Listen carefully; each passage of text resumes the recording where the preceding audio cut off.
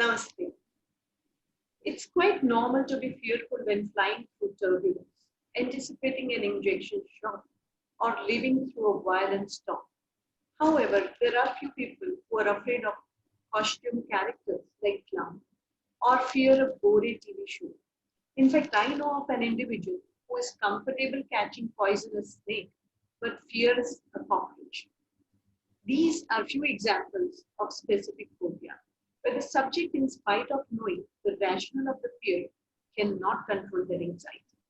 Today, we will discuss specific phobia with psychoanalysis consultant, Mr. Himanshu Rai. Namaste, sir. Namaste. So, let me start off by asking what is specific phobia all about? Specific phobia, as the word suggests, is phobia specific to something. Phobia is fear, and that something can be anything in this world.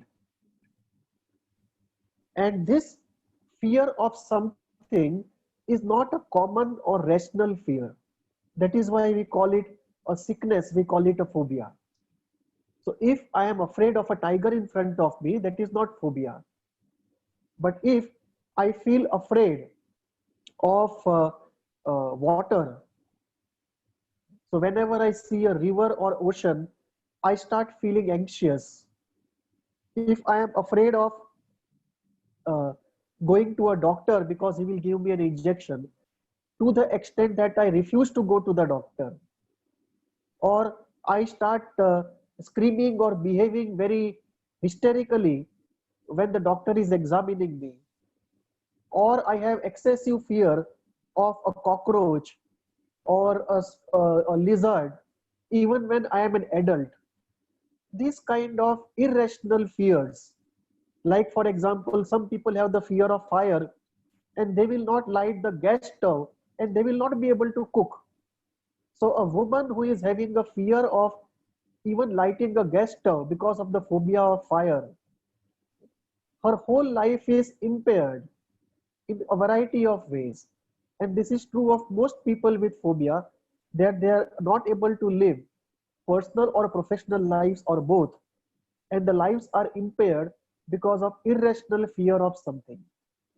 And this irrational fear of something which otherwise is an innocent object.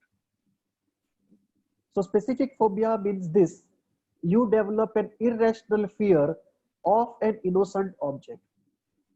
The object appears innocent to everyone else, but to you, it appears anxiety provoking.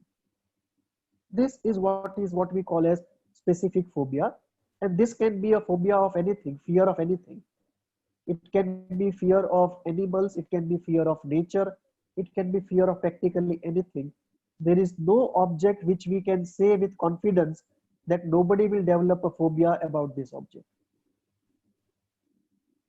So, what are the symptoms of specific phobia? The primary symptom is you should develop an irrational fear of an innocent object. And this should go on for at least 6 months. And this should impair your personal, social, or occupational life. And this fear can be fear of many category of objects. For example, the first category of object can be insects, animals. So you can have fear of animals, say lion, tiger, or something. Second category would be insects. So you can have fear of ant, phobia of ants, phobia of scorpion, phobia of lizards, phobia of anything that crawls and is small in size. Then you can have phobia of natural elements. So you can have phobia of ocean, phobia of rivers. Then you can have phobia of heights. So you cannot go and see anything from a height. Then you can have phobia of uh, invasion by even something as common as a medical injection. So the moment you have to take an injection, you develop disproportionately high amount of anxiety. Like getting into a dentist chair or lying down for a cardiogram may evoke such anxiety that the person may actually stand up and you can see him sweating and you can see him palpitating. So these are all different manifestations and symptoms of what we call as specific phobia. At the center, it is irrational fear of an otherwise innocent object. So what is the psychoanalytic explanation of the causation of specific phobia? Now, this is an area where the value of psychoanalysis comes about, because you can see phobia in people and it comes with variety of levels of insight. So on one hand, you will have people with phobia who will say that, who will actually defend their phobia. They will say what they are afraid of is something everybody should be afraid of, and if everyone is not afraid of it, the problem is with them but not with the person. This will be one end of the phobia. Whereas on the other end, there will be full insight and the person will say, I know I should not be afraid of this object. It is an innocent object, but I don't know why, but I'm afraid of it. Okay? So this whole continuum of insights of varied types is present in people with phobia. And find out why they are afraid of an otherwise innocent object. Because the moment it starts, everyone around them tells them that this is an innocent object. They also perform certain actions to illustrate this point. So if somebody says, I am afraid of water, there will be some relative or some friend or some neighbor who will take water in his hand and say, look, there's nothing to be afraid of. Or who will take him along with him and say, I am going into the river, 5 steps down the river, and I will come back safe. You will see there's nothing to be afraid of. So you will always have this honorary behavioral therapists around in society, right, to provide succor at the first level to the person. But we know that in most cases, it does not solve the problem. And this is where psychoanalysis comes in and the value of psychoanalysis comes in. So the psychoanalytic explanation is this, that an innocent object becomes an object of fear because essentially of projection. That anxiety is generated in the unconscious mind because of some psychoanalytic process, and that anxiety is projected onto that innocent object, and therefore that innocent object becomes an object of fear. If anxiety is not projected, something else is projected, which is terrorsome, and therefore the object appears to be inducing fear and anxiety. Okay? So there is some projection from inside, either of anxiety or of something terrifying, because of which an innocent object now appears a threatening object. So the question now comes up is, what is happening inside because of which something terrifying or some anxiety is generated, which is then projected onto an innocent object? So we are looking here at two things: a psychoanalytic phenomena inside, which is generated something terrifying or anxiety, which is projected out onto that object, which then appears threatening to us and we develop a phobia. And the second question, so one question is what is happening inside. And the second question is why only this object was selected for projection. So if you have developed the phobia of water, why only water? Why not fire? If you have developed the phobia of heights, why only heights? Why not of a cockroach? So there comes the whole element of the story of the symptom and the choice of the object. So we are looking here at two things: the psychoanalytic phenomena inside and the second phenomena of choice of the object. So let us look at it one by one. First, we look at the psychoanalytic phenomena inside. That what happens in people, right, inside, which ultimately results in phobia. So from psychoanalytic point of view, in one group of people, it is the Oedipal fear the fear of Oedipal castration, the fear of Oedipal loss, and the fear of Oedipal guilt, right, which appears to be anxiety provoking and also terrifying. And therefore, something from the Oedipal triangle is projected out onto something which then appears to be threatening. So we may look at, say, uh, phobia of a scorpion to be the Oedipal phobia, where we believe the scorpion will eat away or castrate the person. The uh, fear of many, the phobia of many birds flying towards you can easily be the phobia of the attack of the bad breast. Okay. The phobia of ocean can easily be the phobia of merger into the oceanic mother, where the ego cohesion is low and you fear the ego will disintegrate and you will merge back into the oceanic mother. The uh, the fear of uh, scorpion can also be the same thing, can have a different explanation, that there may be a split and the scorpion may be signifying, or on that scorpion you are projecting all of your anger and sadism and disowning that, and you are fearful of your own aggression and sadism. So it might be a split inside of you which is working. So these are some of the phenomena where some psychoanalytic phenomena inside is happening, which is generating something terrifying or anxiety, and they are then associated with an object, and therefore the object looks terrifying. Now coming to the second part, why that object was chosen. Now this is a very important and complicated part as to why only a particular object was chosen. And we see two or three different situations in this regard. First, an object might be chosen for these projections only because the object was uh, present too much to the person.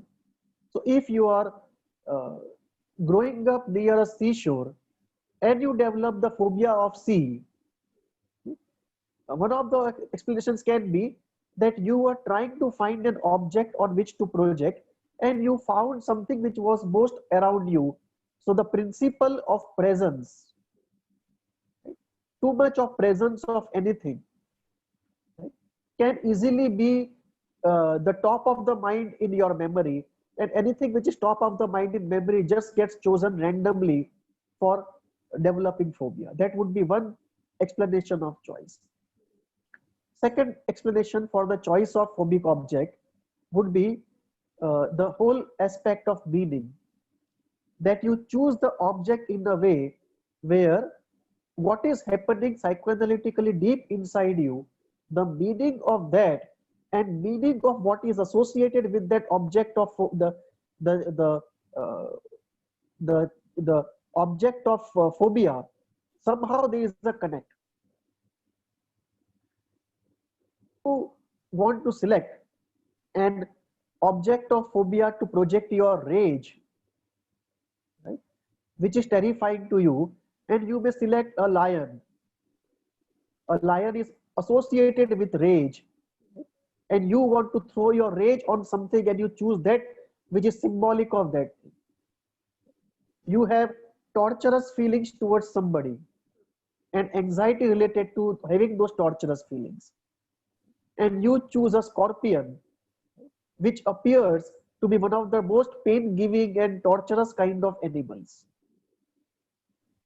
So there might be some connect between what the object stands for, what is associated to the object, and what is going on inside, and therefore a particular object is selected. There can also be a kind of a secondary strengthening of phobia, where suppose a person has strong feelings of anger, sadism, torture towards his own mother, and also anxiety related to having all those feelings. and he projects it onto, let us say, uh, a vegetable which otherwise used to be his favorite vegetable. So you develop phobia of something which otherwise was your favorite. So for 20-25 years, something was your favorite, and suddenly you develop a phobia for it. Now here what we are seeing is that uh, apart from uh, the normal issues in projection, you want to hurt your mother by hurting yourself. So one, what you do is you project the torturous and sadistic feelings and subsequent and consequent signal anxiety from the mother onto that vegetable. And so one, it is that normal phenomena of phobia. And then in a secondary way, you are also punishing yourself by not eating your favorite vegetable and thereby punishing your mother, who directly you cannot punish because of morality. Okay? So a secondary phenomena joins into this area of phobia. And one last point which is very important, uh, it is not a scientific fact in the sense of being objectively established, but personally I believe, and many other people believe who are in this psychosomatic area, that allergies,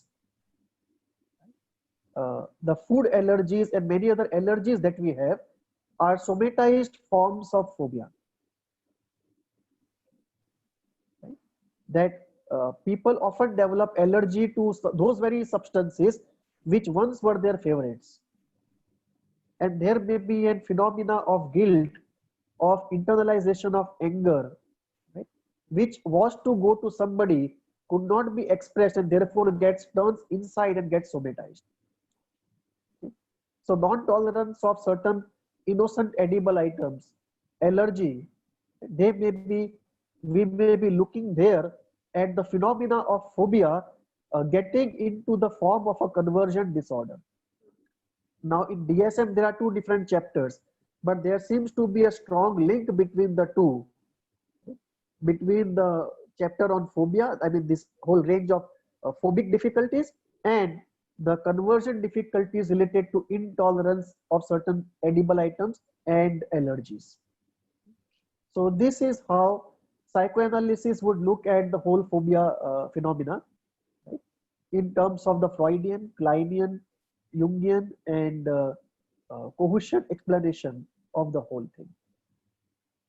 Very interesting, sir. So, how does psychoanalysis proceed in the healing of specific phobia?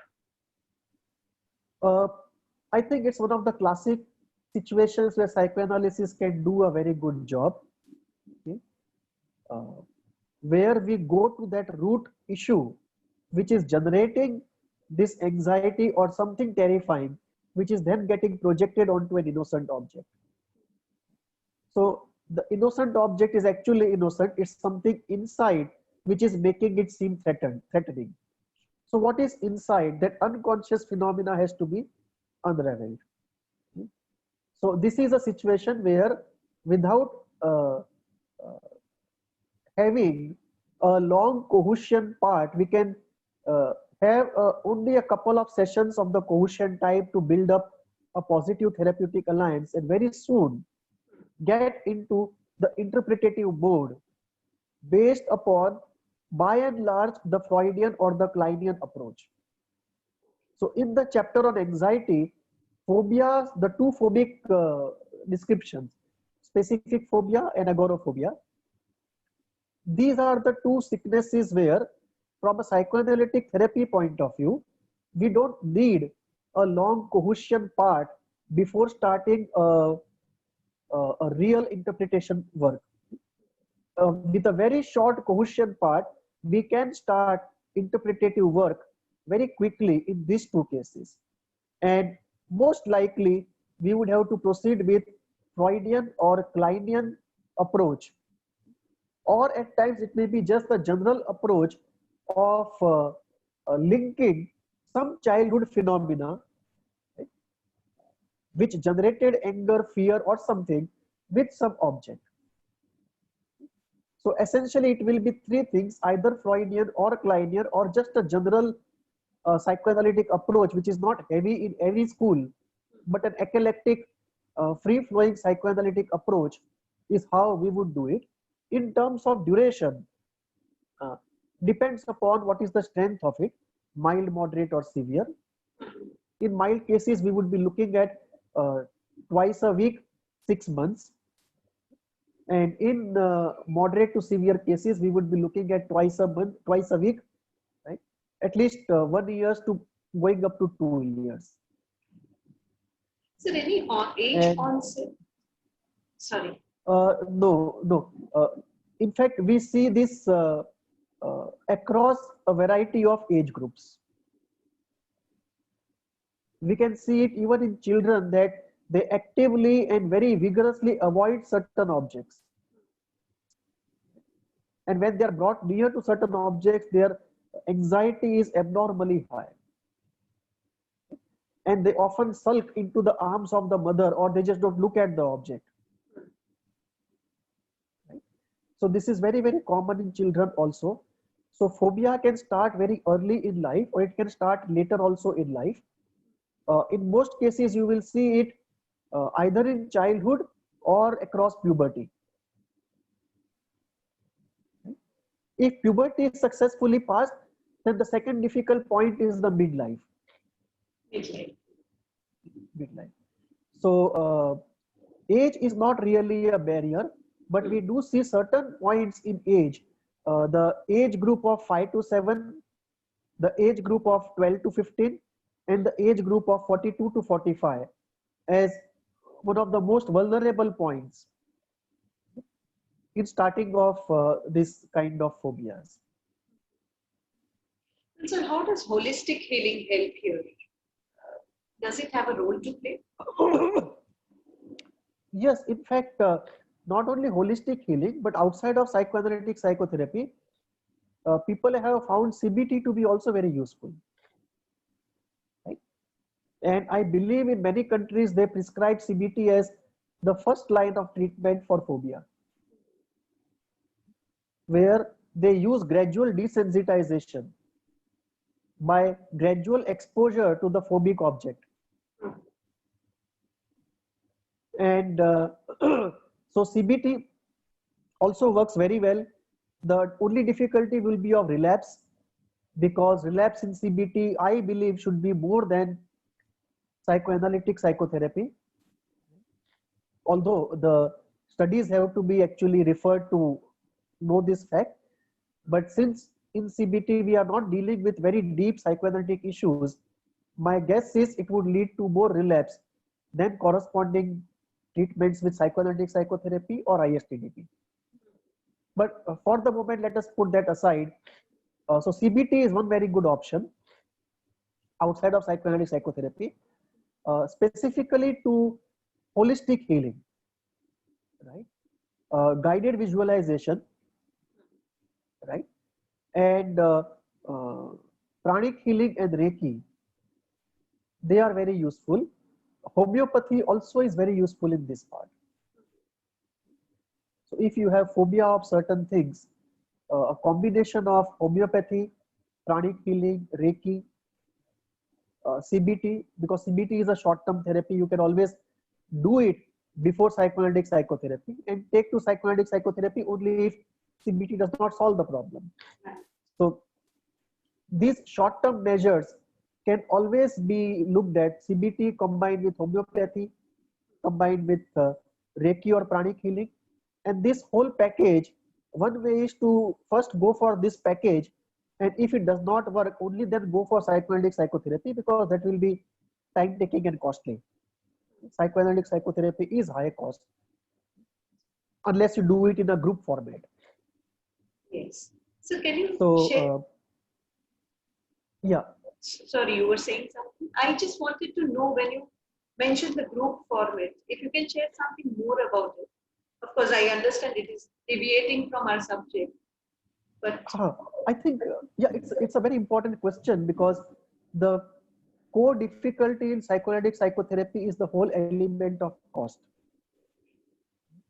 That given the fact that a psychoanalytic psychotherapist cannot see more than 4 to 5 people a day, and 3 is ideal, but at the most you can see 4. uh, by stretch, if somebody is a very strong therapist, very experienced, maybe 5 but not more. Compare it with a psychiatrist who sees not less than 50 patients a day in India. So the cost per patient in psychoanalytic psychotherapy is very high, and that makes it out of reach for most people in developing countries and also in developed countries. So this makes it imperative for us to innovate how to bring down the cost of therapy. And one of the innovations is to do it in groups, that you have a group of 5 to 7 people, all of whom have phobia, and then one therapist works with all the 7 in a group format. So psychoanalysis applied to groups was experimented with and developed by Wilfred Bion, and then many other people worked on it. Yalom has done a lot of work. Other people also have worked upon it to generate the group therapy formats. Right? So these groups act as not only support groups, which provide validation, social support, and so on. You can also do psychotherapy in groups, which is a specialized kind of thing. And with advent of technology, we can also use technology and have groups online. So physically, everyone does not have to come to a place. We can do it online. And one way to do it is to use something like WhatsApp or Zoom or something. And if you do it on WhatsApp with everyone coming with a proxy number, then even the confidentiality aspect is taken care of. And this is something which is very innovative, and many experiments have been done. I have been a part of some experiments, and it is possible, and we have seen the results are there of doing group therapy or WhatsApp. They may not be as good as individual therapy, but then we are dealing with a situation of something versus nothing, not a situation of good and better. So I think, yeah. Sorry. Yeah, you were saying, sir. No, please go on. No, I think what you mentioned is very important, because that reminds me of a case where a mother said कि madam therapy में जाने की जरूरत नहीं है, वो तो चाचा मामा समझा देंगे बच्चे को. So I think this model would really work with the kind of mental health issues that we have. I think it's a very good model to be explored. Yeah, I think for a wide range of patients who are in the mild to moderate category, and who cannot afford individual therapy but need it, I think this kind of formats of group therapy, or group therapy in person, or group therapy on Zoom, or group therapy on WhatsApp, all these innovative models, when you couple them with self-work, when you couple them with hand-holding between sessions provided by somebody else, when you couple it with scientific objective measurement of the symptom strength or the relief, and you make the whole process scientific, I think this is a very good area that we need to develop, especially for low-income countries, because there's no other option in low-income countries but to go for some sort of group therapy, either in person or online. Patient education, we know it is very important, but specific to this disorder, how important is it? It is very important for first generating insight. If the patient does not have insight, and he actually starts believing that maybe there is some substance to his believing an innocent object to be an object of fear, the first element is generating insight, and that is one good part of patient education, that we can make the person come around at least cognitively to realize that he is afraid of an otherwise innocent object and others are not afraid of the same object. So there's something difficult with the way he is processing the object. There is nothing difficult with the object per se.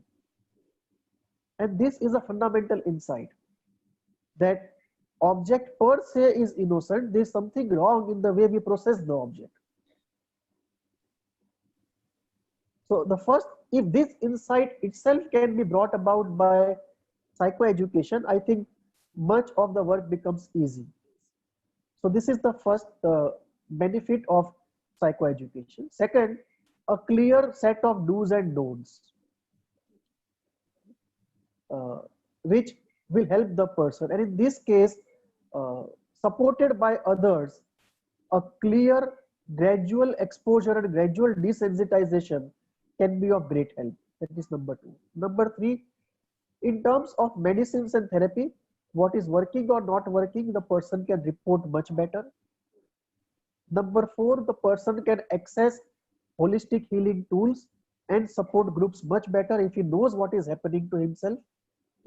And number five, he does not feel alone, condemned, and does not beat himself up for having phobia. That itself is very relaxing for the person to know that this is a sickness and happens to hundreds of people, and it can be worked through. Many people are working it through. So all of these are uh, very good and very good benefits of psychoeducation, and that makes it essential, like in all other mental health problems. In this case also, psychoeducation, I believe, is almost uh, 10 to 15% of the lubricant that will accelerate the whole process. So how about family members and the caregivers? Because they would also be going through equally difficult time. Yeah.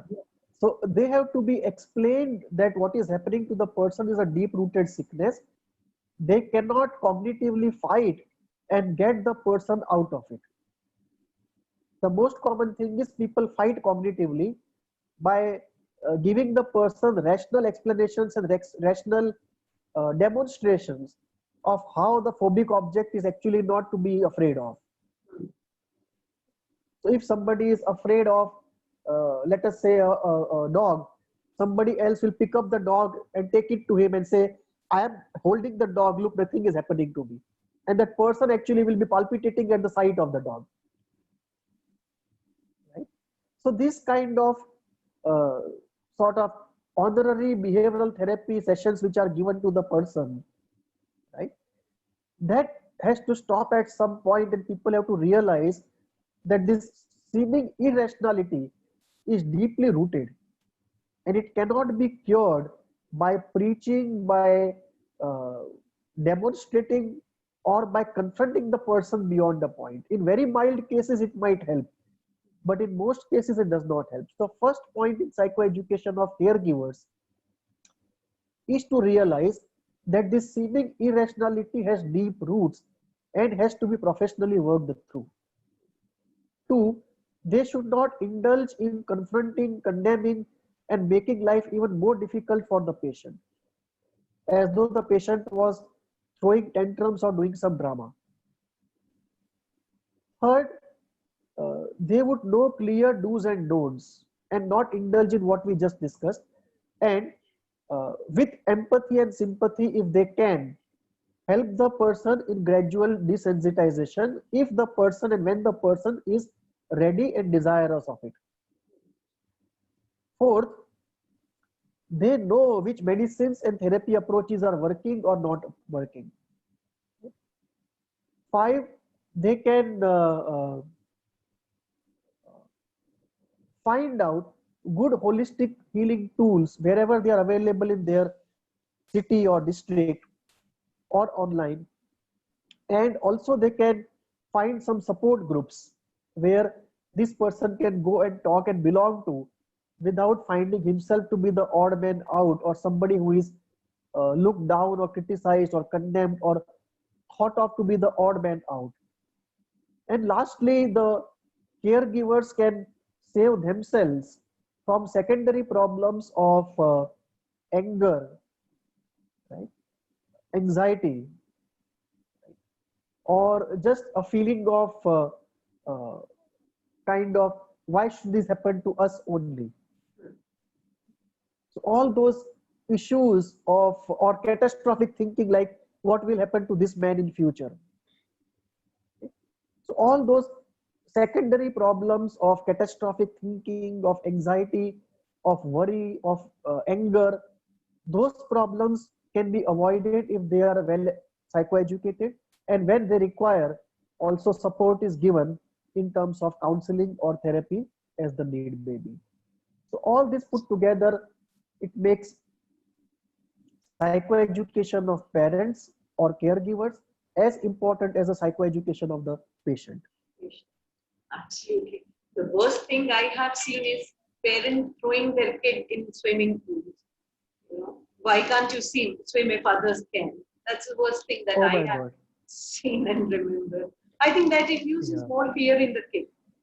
Leave aside getting over it. That only instills Yeah. more fear in it. Yeah. It So they was are using, yeah, they are using sort of very traumatic exposure instead of gradual exposure. And the situation will be that it may benefit two people and it may be traumatic for another 20 people. absolutely. Thank you, sir. It is always a pleasure, and today's session was so interesting. Thank you very much. Today we covered specific phobia. Namaste.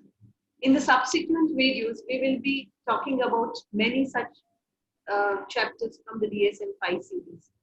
So do keep watching. You can comment us or you can even mail us at hvindia@gmail.com. Thank you. Namaste.